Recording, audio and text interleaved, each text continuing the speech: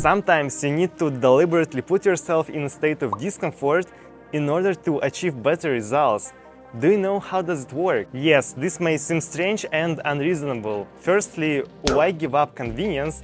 And secondly, why on earth can this help achieving results? In fact, the answer is quite simple. When you like everything, you don't really try to change it. This is the law of less resistance. Think about this. Any changes occur because of two incentives: to come to something or to avoid something. Just try to analyze your life. You are looking for a new job for a reason. You want to earn more or don't want to be left without finances. You go for a walk in the park to clear your mind or to avoid the routine of being home. Your motivation to do pretty much anything is caused by the desire to change your state, because we perceive reality only at the level of the sensations that we ourselves experience. And for this desire to arise, it's necessary to feel dissatisfaction with the current state of affairs. You either want to do something better or to get rid of something. Now we came to why I often deliberately put myself in a discomfort zone. Because it's the state where the only path leads to grow. It's like letting go of a child's hand when he's in the water, so he has the only option: learn to swim. Without this, he either won't earn the skill at all, or it will take much longer time. In this video, I want to tell you why this concept can sometimes lead to unrealistic results. First, you cut off all the possible paths except two: get better and win, or give up and lose. I think many will not understand how effective this approach is until they try to use it on their own. But I'll try to explain. To begin with, I'll say that there is no need to go too far. If you immediately immerse yourself in too harsh conditions on the principle of survive or die, then this approach is more likely to harm. So I advise you to know the limit in everything. When you sensibly assess your strength and your current situation, you simply destroy all the opportunities to stay in place in your development. Let's imagine you said to yourself, every time I work on my project, I'll do it not at home, where everything relaxes and distracts me. I'll do it in co-working space. Arriving there, you enter a zone of discomfort. Here you feel differently. The meaning of staying here is only to work and nothing more. If you leave without the realization that you have moved forward, consider that you wasted your time, but no one wants to lose. And therefore, there is only one way out: to become more efficient. Or there is another example: a deliberate change of environment. I've talked about how I completely rethought what kind of people surround me and who I spend my time with in one of my first videos, so find it. Do you know why I did this? Not because I got bored. I wanted to change my life again by stepping out of my comfort zone and focusing on one of the most important factors: socialization. For even more impact, I did this at the same time when I moved to a new city. And you know what?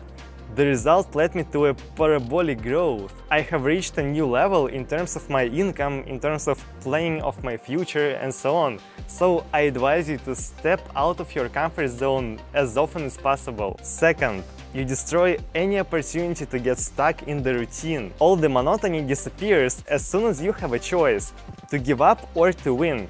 Your head starts to work differently and you automatically create strategies that you've never think about before. Well, if after some time you feel that certain approaches are becoming habitual, just change them by setting a task of not resorting specifically to those methods anymore. Just understand, with the help of consciously entering the zone of discomfort, you open a door where you can integrate anything, literally any opportunity and approach become possible. How much routine do you think was left in my life when I first decided to stop thinking like a boy, completely dependent on my parents, and start my first project? It fully disappeared. My life became totally different because I faced new challenges that I hadn't encountered before. I had to invent new approaches and strategies. I have to admit that it was wonderful, and maybe it's because I tried this approach when I was a kid that today I enjoy setting serious goals. By the way, getting out of your routine can be a great goal too, and you can solve it by kicking yourself in the ass and plunging yourself into a state where progress is the only option. This is why I like to challenge myself. The same strategy works here.